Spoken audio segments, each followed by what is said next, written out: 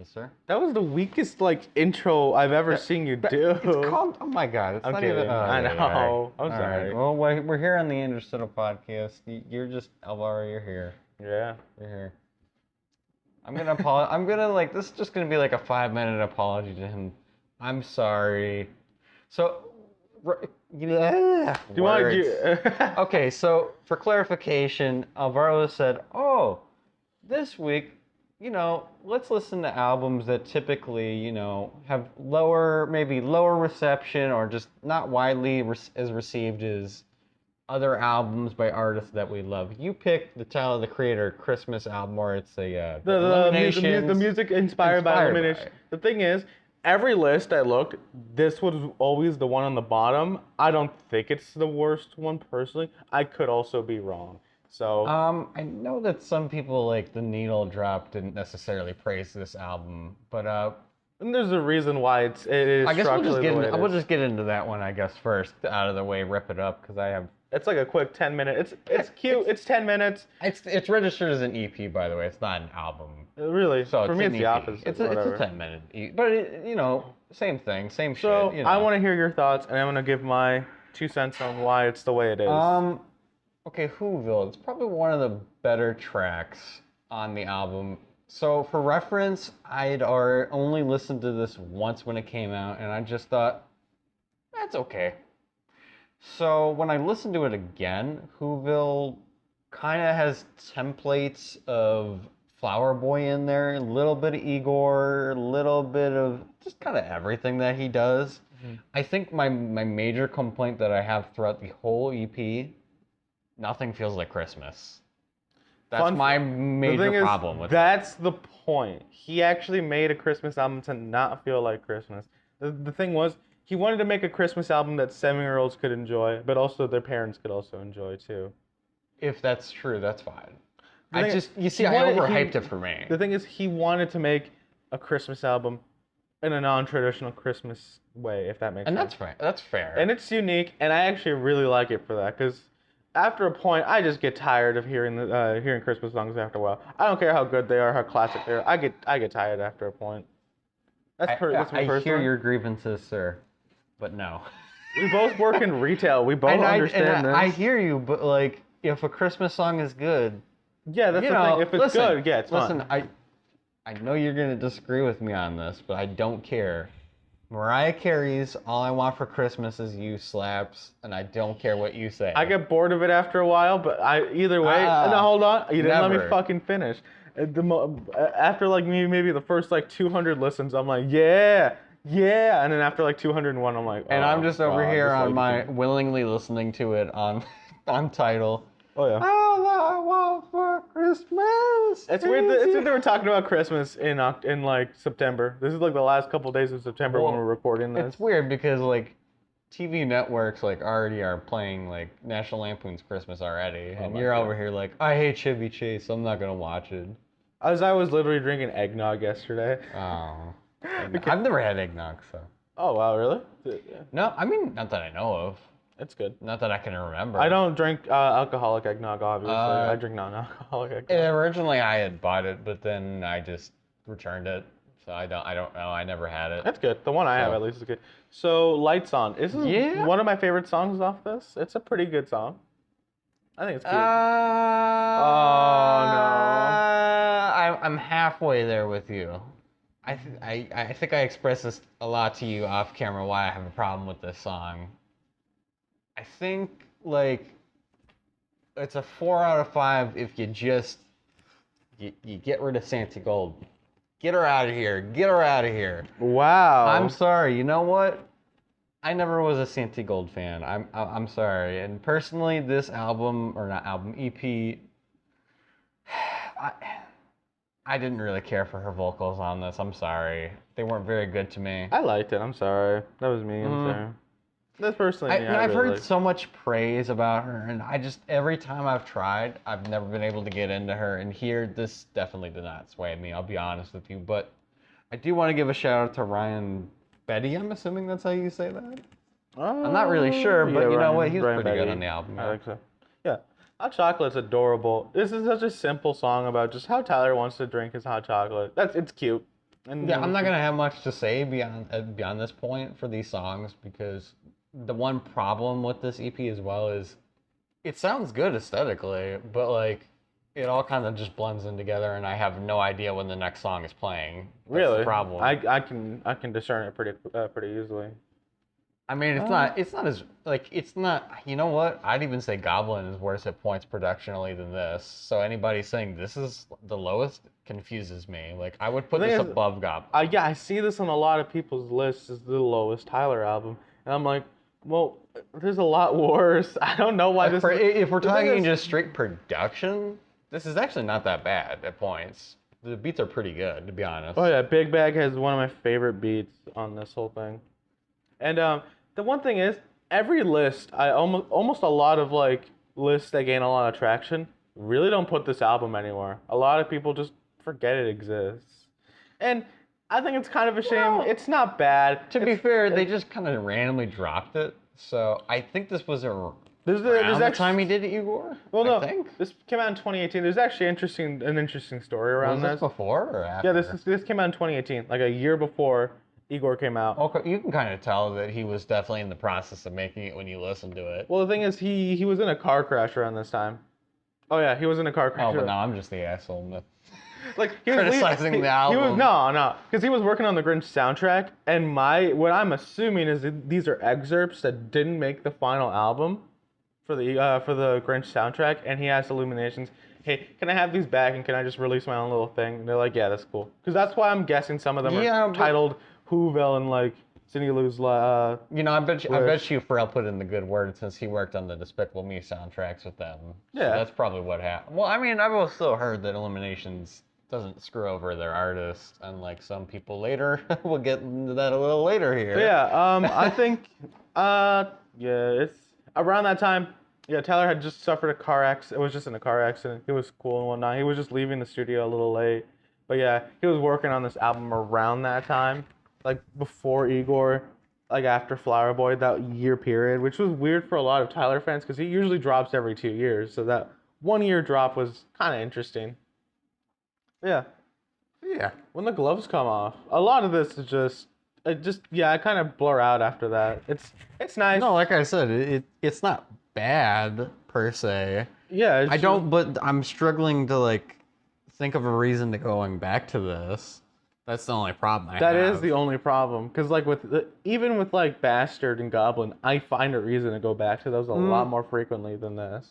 Well, with Goblin, at least there's like a couple tracks that I don't mind going back to. Like Yonkers is obviously hasn't aged well with some of the bars, but you know it's still a catchy little tune, and obviously She.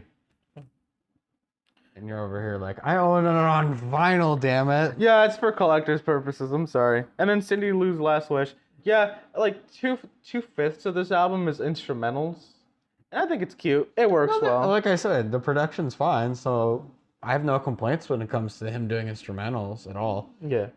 Would some consider it cheap? Sure. Maybe. Do I think it's cheap? Not really, no. I like it. It's still really good in terms of production. I just think there's just not a whole lot of replay value. Like, yeah, you can probably put this on in the background at a Christmas party, and people would be like, "What? This is a Christmas album?" And that'd be it. No one would ask, what it is. Well, yeah. I mean, basically, that's the whole problem. Like, I kind of think at the end of the day, I would straight up just give it a 3 out of 5 for productional purposes. I still think it's unique that he tried to do a Christmas album without it feeling like Christmas, even though he did implement a lot of Christmas style instruments. Like, there's obviously sleigh bells in the production of one of them. Yeah, I did notice little details like that. So I want to give him a lot of credit for trying something different. Am I going to be as hard as, like, Anthony Fantano and trash it? No. I'll never understand why he hates this that much after a re-listen. It's not bad. It's really not that bad. And I could be wrong. He could have been talking about the album. I don't know. I'd have to listen to the Grinch album again. Yeah. But yeah. All right. Snoop Dogg. Okay. All right. The fun. Okay. So we're going to do something a little different. So we're going to talk about specifically, before we get into it, the game is to be sold, not to be told. And yes, it has a duh. Insert album cover right here. I mean, okay. So before we even get into the context of why does this album cover This was the look longest like shit? hour and 20 minutes of my life. So before we get Jesus. into that No Limit release, we have to understand the history of Snoop Doggy Dog, who first came onto the scene in the Death Row Records era in 1993. This is his first album. Now, Snoop Dogg wasn't always called Snoop Dogg. He originally went into the moniker Snoop Doggy Dog back in the day. I think he was about our like 20s when he did that. It's odd to think about that was that long ago. November 3rd, 1993, he released Doggy Style. It is considered one of the most classic rap albums ever. You've probably indirectly heard Gin and Juice, and you probably just don't know it. Maybe. In 1996, he released his second album on November 12th, The Dogfather. It's worth noting that his second album, and I'll put the cover art over here, I do not own it on vinyl, unfortunately. That album is where there was a little bit of problems that you've probably watched Straight Outta Compton, the movie, where Dr. Dre had some problems with Death Row Records. He unfortunately left before this album was finished or even produced. So Dr. Dre was not present on the second album that Snoop Dogg did. However, it is worth also noting that some of the people that did end up working on the Dogfather, I should say the Dogfather, that's what it's actually, or no, it's the T-A-A, not the, it's duh. But it's like you're basically just supposed to say the, but still. I'm going to call it the Dogfather, just for future reference here. Some of those people did end up working on the next album we're going to talk about in a second here, which is No Limit Records. So he signed to No Limit Records in 1997. He releases, now we get to it, in 1998, August 4th, The Game Is To Be Sold, Not To Be Told. Why he didn't just say the in the whole title, I don't understand. This is, oh my god. I already said it. It's been the longest hour and 20 minutes of my life. I didn't particularly care for Donda, but at least it flew by after a while. So, for you to understand why this album, me as a Snoop Dogg fan, and you not even somebody who's even aware of who Snoop Dogg is, I know why this album? Hold on. No. Fuck up. I know who Snoop Dogg is. No. But like, you've never never sat down and listened to another album beyond musically this. And like features throughout other tracks and whatnot. Yeah. I'm not gonna say you don't know who he is definitively. Obviously, it's kind of hard not to know who Snoop Dogg is. He's in pop culture so much at this point. He sells lighters with convicted felon Martha Stewart. I always love bringing up that detail. Martha Stewart is a convicted felon, and she is just hanging out with Snoop Dogg. They're just really good friends. I love it. It's cute. It's cute. It's cute. It's cute. I agree. But to go back to what I was just saying, so what I personally think is missing in this album, this first new No Limit release. We'll get into the previous two after this briefly for a little bit. What's missing here is Snoop Dogg's personality. You can tell it kind of just sounds like they put a bunch of No Limit artists together, and it doesn't really feel like a Snoop Dogg song. The thing is, I really did not like the production on this. The production on this is so fucking bad. So that's another thing that we get into. The No Limit production on this thing, it doesn't matter who produced it. It also sounds like when they brought Snoop's like producers in, it sounds like they told them, all right, just make it sound like No Limit. And they tried their best. And even the song Gin and Juice 2, oh my God. That little, oh man, that little piano at the beginning. We're not gonna go over this track by track. So let me just say this. Yeah. There is no reason for me to waste my time going through track by track, because you know what? That would be a waste of your time, my time, because 90% of what I'm gonna say is bad, and I'm just not gonna have anything to add to it. It's more interesting for me to say the history of why this album sucks. I mean, than actually go through the track list. Do you at least want to say what your track that you didn't hate the most was? Because Can I be honest with you? You didn't. I don't remember. Because I only listened to it once. I listened to it last night. And I'll be honest with you. I kind of remember. The one track I actually liked was, I can't find it now, Dogs Get Lonely Too. Honestly. And that was it. It sounded, it melodically sounded really pretty. And I'm like, shit, this is the only saving grace of this album. And it's like, and there's like 9 other songs after this. I'm like, I'm going to forget about this. I'm getting a little ahead of myself, but any songs that are actually good on that album, period, pale in comparison to anything even off this third No Limit record. But yeah, basically the big problem with this album is it's missing the personality that Snoop Dogg presents in his first 2 albums. It's missing Dr. Dre production, obviously. The chemistry between the No Limit producers and him is honestly very stale, and clearly it feels like I'll give Snoop Dogg a little bit of credit. It seems like he's trying. Yeah. But at the same time, it sounds like he's disinterested in the beat. So it sounds like he's fighting with the beat instead of actually being interested in it, and the mixing is, oh my god, even for the 90s, it's really bad. The thing is, it's akin to almost like Cherry Bomb mixing. The thing is, Cherry Bomb was a stylistic, almost. I'm saying almost. I want to be with you, man. I want to. The thing is, Cherry Bomb. It's not that bad. Hold on. Here's the one thing. At least Cherry Bomb has interesting enough production for me to be invested in it mostly. True. The thing is, I don't particularly care for Cherry Bomb. But however, I'd rather listen to Cherry Bomb maybe over 10 times before I listen to this one again. I agree with you.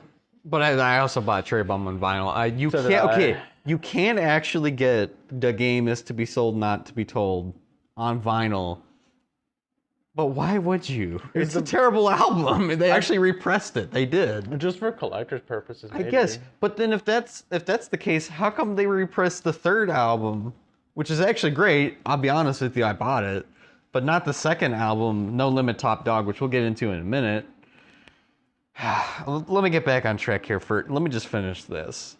So what also was gone on this album is in the first 2 albums, you get these little mini radio skits that, kind of give it a story throughout the album of, Snoop Dogg's, giving y'all that sexy jam, and, he's going to talk about this. Oh, he's going to smoke. It presents a personality, and it presents a story. While the radio thing is kind of dated, obviously people don't click on the radio as much as they used to. Obviously, radio still exists. But I know. Put the FM album cover on here. All right. The FM album cover on here. Fine. Fair enough. I know. Vince Staples did it. That's fine. Which also, it could be argued, however, Vince Staples was probably tributing, in a way, indirectly to Snoop Dogg for that as well. Let's be honest. Put the album cover where I had it when I did the thing. I'll do that. Fair enough. Vince Staples is cool. But the big thing that is present throughout this album is the cheap production, the awful vocals from the No Limit features, which I don't care to credit any of the artists. If you know No Limit, you know Master P. Master P is the guy screaming at the intro at the beginning, which that sets the mood for that. And you know what the sad part is about this album? It still sold 2 million. Still sold 2 million records. I mean, which was high back then. That still doesn't surprise me because the Emoji Movie did make 200 million at the box office. Yeah, but also what even more is perplexing is we're discussing like in the sense of back in the day when people had to sell CDs. Oh. This wasn't in the streaming era, by the way. You had to sell the CD. He made a lot off this, and that's well, yes and no. This is where we get into another discussion. So. Basically, when we're done discussing the album, by the way, I've said everything I have to say about the album. I'm not even getting into the song by song thing. Crap, we've already gotten into that. But so Snoop had issue. A lot of people had issues with Death Row Records. That could be a whole nother podcast that we could honestly do and sit here and discuss it all day. So basically, what happened was Master P basically saw in the 90s that Snoop wanted out of Death Row Records. it even got to the point, this is the true thing that Snoop Dogg has admitted he wanted to do when he was in Death Row Records. He wanted to make an album called Death Row Records and make every song saying fuck Death Row Records. That was a real thing that has been well documented that he said throughout Death Row Records when he was in the contract. Why didn't you do that? So, around 1998, or not, I'm sorry, wrong year. Around 1996 period, Master P was in talks because Suge Knight was in prison around that time. He met with Suge Knight and said, all right, how much to get Snoop out of that contract so I can sign him to No Limit? He has never disclosed how much, but he has said on camera in the No Limit documentary, it was a couple million. Shit. But basically, so Snoop Dogg was still in the Death Row contract around that time, and he did a feature for Mystical, and basically, Snoop basically asked Master P for a $3,000 check because he was broke at the time. So what Master P did for him is he added an extra zero and he said, here, take $35,000 instead. And he was like, oh shit, Master P means money. So the big difference between, as much as I want to discredit this album for being shit, I want to give Master P credit for taking care of his artist and not being greedy and scummy like Suge Knight and actually caring about the people, the art, and actually bringing up his artist. So as much shit as this first album is, I want to give my appreciation to Master P for even giving Snoop Dogg, the credit to even make this album, put it out there and give him the funds. He obviously made a shit ton of money off this album because, let's be honest, Suge Knight was not giving Snoop royalty checks, even though he was giving him cars and shit. That's just a facade. They're not really giving you money, but Master P was like, oh, we're going to gift you a house, we're going to gift you a car, and we're going to give you your royalty checks because we're not scummy over here like Death Row Records, which, fun fact, Death Row Records at one point was bought by Hasbro. They have sold it now, but yes, they bought the catalog at one point. Damn, of Death Row Records. how come we never got? I was about to say, how come we never got a Snoop Dogg Lego set? But that's like not even Hasbro. Bro, we didn't. They only bought the music rights. They couldn't do that. They didn't buy the merchandising rights. So that's how that works. D is for drop it like it's hot. which is funny that you mentioned that. That came after the No Limit era. But yeah. So then the big reason why this Snoop Dogg record is a disappointment compared to the follow-up two albums is in 1999, May 11th, we get No Limit Top Dog. So this was a big deal, this second album, the next year even, because No Limit was known for popping out an album every year back then. That's what they did. They were known as like the No Limit Soldiers, meaning no limit to what we do, no limit to our production. We could get into that. So basically what Drake does. Except they kind of didn't produce as well. Drake has a little bit better production, let's be honest. Even when it comes to like the beats, for sure. But yeah, No Limit Top Dog was an interesting release for Snoop because this album, Snoop Dogg was given more creative production. Dr. Dre came back. He was given the full right to do, the aesthetic of being a hustler and a gangster that he usually does. I mean, that's kind of present on the first album with No Limit, but not really. It's not really given the personality that Snoop's known for on those first two albums. So even we'll put the cover here again. I know I probably said it before, but cover over here. Even the cover is better. Dr. Dre's back. We get Nate Dogg is actually here this time, all this cool stuff. And then we get, obviously, The Last Meal in 2000. That was the last album he did with No Limit. Those albums are widely more perceived as actually good. They didn't sell it quite as well. However, they were considered not selling out. And people generally talk fondly more of those two albums than... I'm not even going to say the title of it, but yeah, I'd give the album a straight 1 out of 10 after all this discussion. Yeah, it's a 1, honestly. But yeah. Oh, God. The only track I could only ever see myself coming back to is Dogs Need Love Too. and that's it. Man, you're more of a dog than me. I would never go back to it. I'm sorry. That's the one song I actually liked, and because it sounded so pretty, I'm like, oh my god, this. If you like, it had such R&B and soul. if you like that track, I'm gonna tell you right now, No Limit Top Dog has more of those vibes, and it does it better. It does it better. And didn't you say that's what you wanted to do next? The next one? Yeah, no. So we'll have you listen. It would only be fair that I have you listen to the follow-up album next week. That means you have to listen to Igor. Because we're for doing both the follow-ups. I don't know if you want to do both. Oh, that's fine. I have no problem listening to Igor, so that's fair. All right. I want to go into your playlist first this time around. Oh my god. Okay. Loverboy by AWA. Confession time. Yeah. I've obviously never listened to this song outside of the meme, nor did I know who even sang it, because when you look up this on TikTok, everyone else, it doesn't credit him. Although, from my understanding how it works, as long as the song is in there, the artist gets money off of it, which I think he only has like 5,000 followers on Instagram. Which is weird, but it's definitely him. Oh, I love this track so much. This is one of my favorite songs. Literally, I was just straight vibing to this on my way back from Walmart last time. I was disappointed in myself, not the song. Oh. Because it's a pretty good little tune. It's catchy. I like the little boo boo boo boo boo boo boo boo. The little piano, the cute little shit piano thing. Oh yeah, it's cute. Mm-hmm.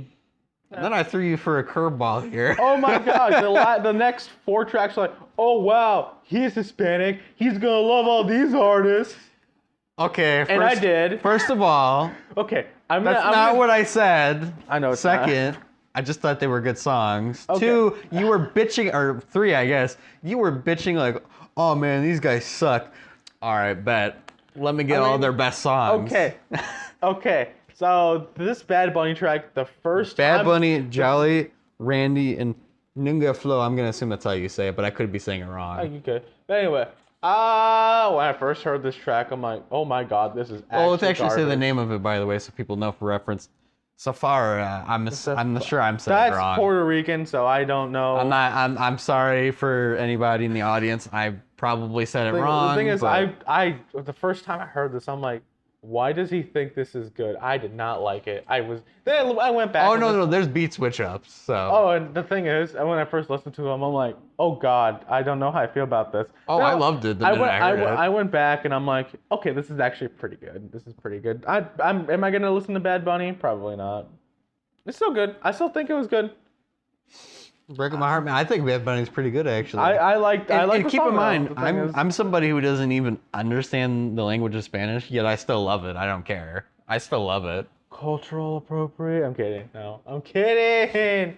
That's not how it works. No, but the beat switch ups they're cool. I originally did not like it. I did not like it. That's so funny. That's so interesting that you didn't like it. At first. I like it now. I like it now after giving it some I loved time. it the first listen, because I listened to the album before, and I loved it.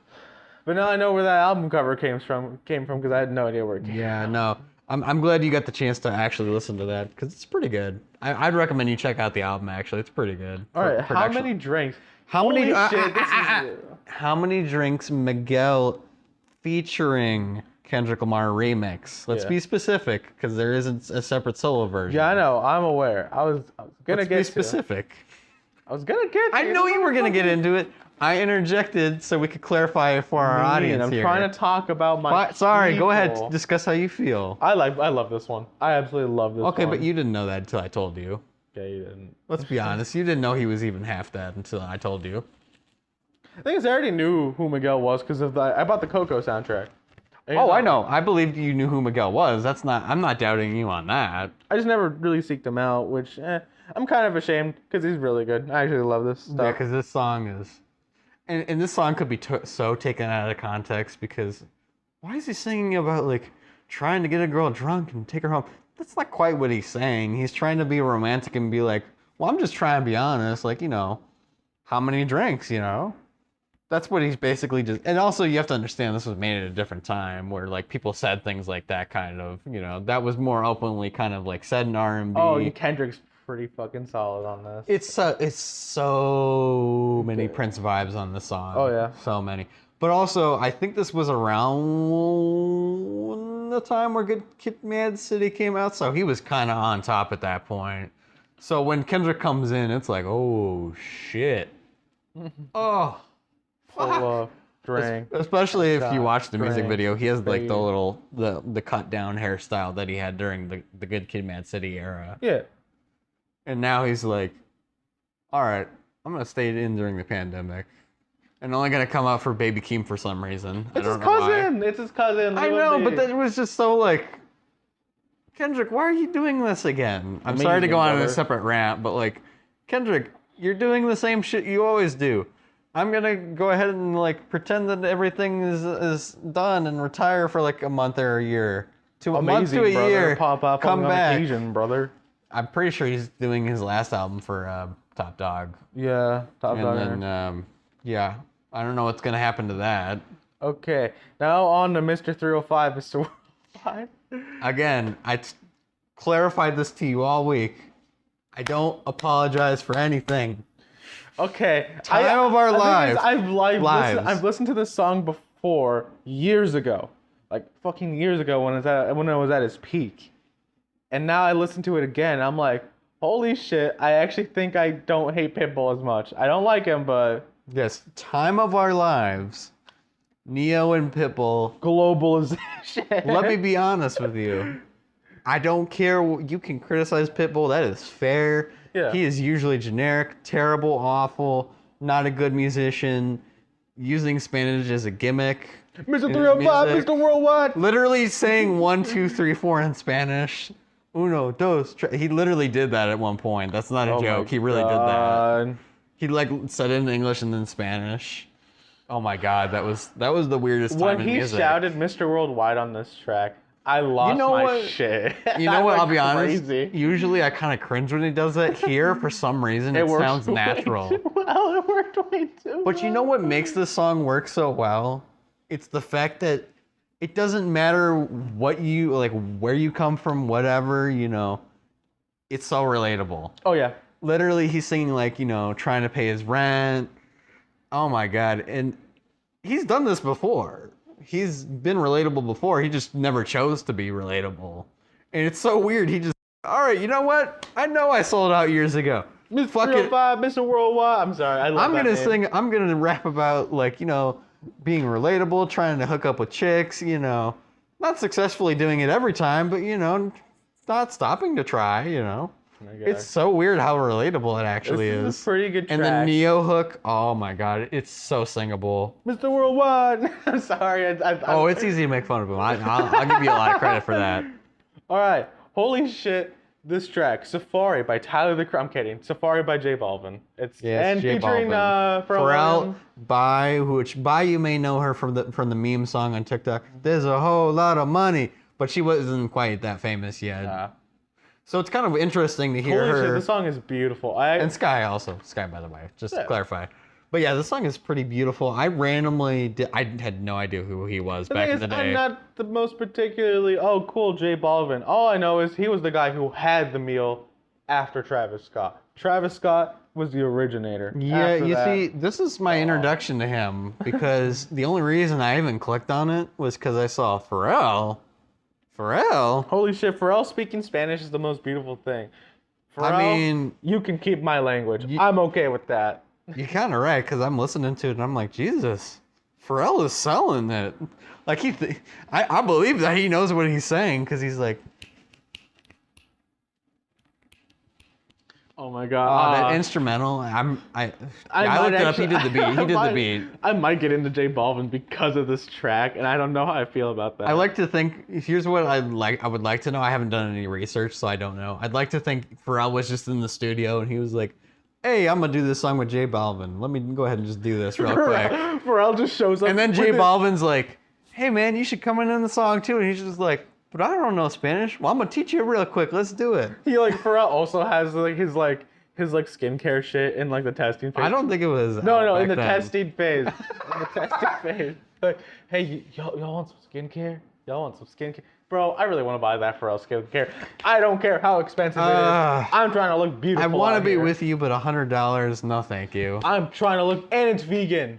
And it's not tested on animals. Yeah, At least I but don't like think it was. at the same time, there's so many of those that are out there that are so much cheaper that probably work the same. Pharrell Williams, though.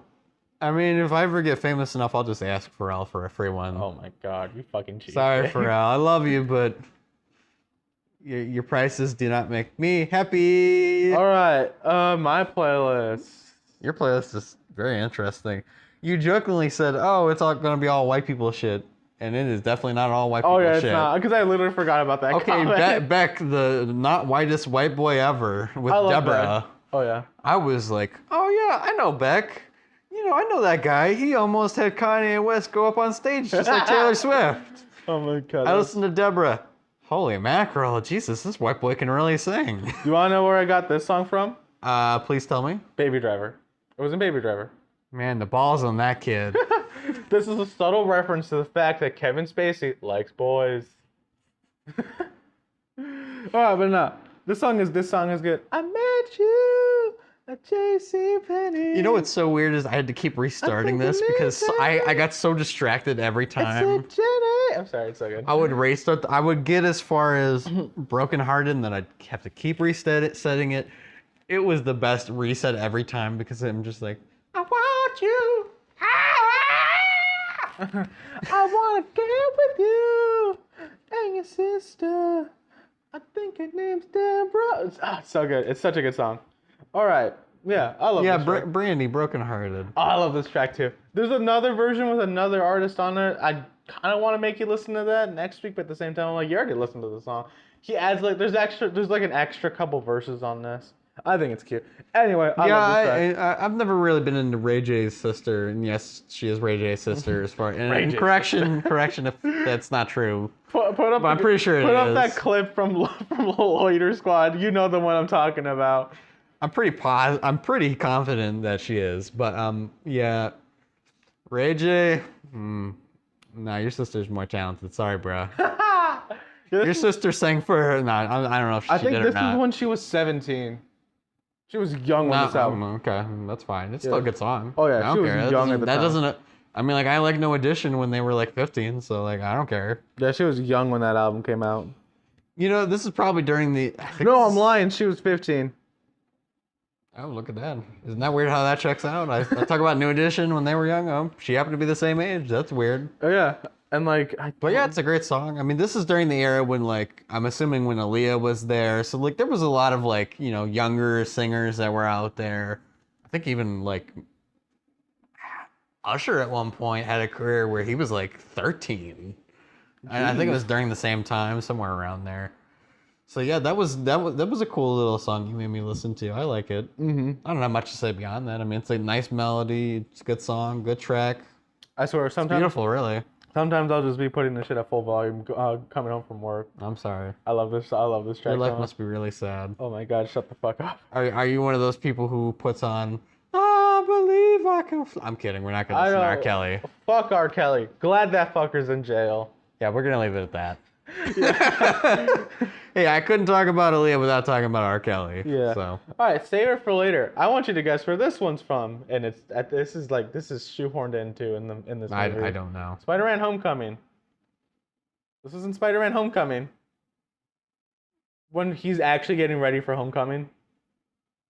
You have to watch that movie again. Yeah. Yeah, it's one of those movies that I saw in theater once, and then that was it. That's good though. I love this track. It's one of my favorite tracks. Well, yeah, it's a nice little track. I mean, I don't have much to say because, you know, it's simple, it's catchy, it's good.